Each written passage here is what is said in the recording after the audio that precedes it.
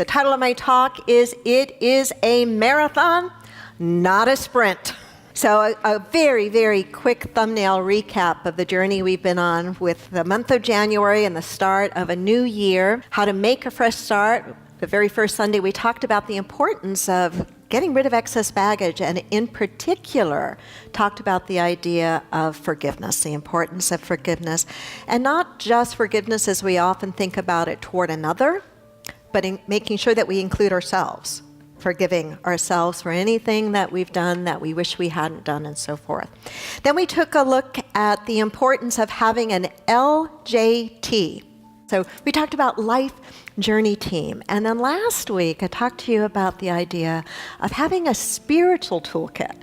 But today, I want to end with the idea of a way to look at your journey, a really important way to look at your life journey. And I think that is that we need to look at our life journey very much as if it is a marathon and not a sprint.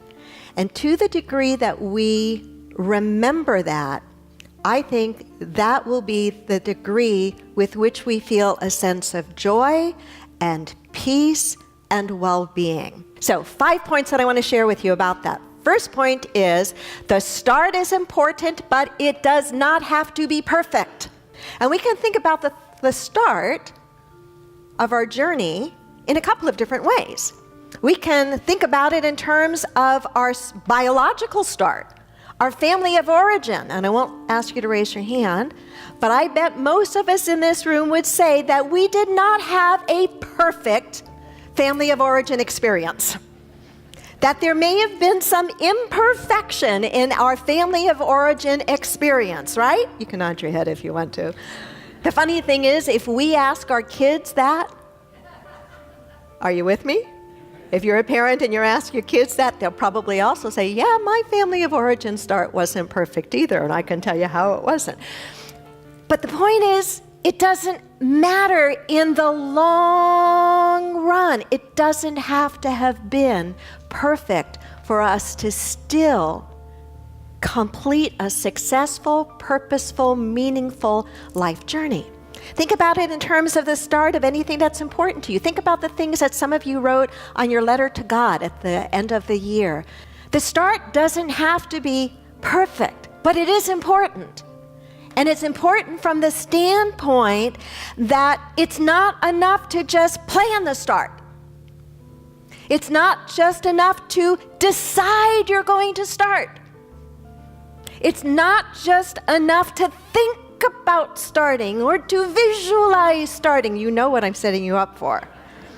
You've got to actually start. You've got to actually start. And you can't use, we must not use, requiring the start to be perfect in order to actually do it. Second, be sure to take the long view. When you do stumble, you do fall, you do pass out for a moment. One of the most helpful things I learned personally was that when I'm in a tough place in my life, I have to be very cautious that I don't get so locked in to my story and my thinking about the current circumstances that are challenging or difficult, that I begin to live my life as if all that exists is this particular slice of my life that I'm going through right now. Because in those times where I have gotten stuck and stayed just thinking of my life in that tiny slice of difficulty, I've made the difficulty more difficult. And I don't know when or how I came upon it for myself, but sometime I did, and I'm so glad I did. And that was that I had to literally imagine myself widening my perspective of my life, which is another way of saying to take a longer view of it. And to realize that, yeah, I may not like what's going on right now, but I cannot allow myself to only freeze frame and mentally and emotionally live within that slice of my life. Thanks for listening.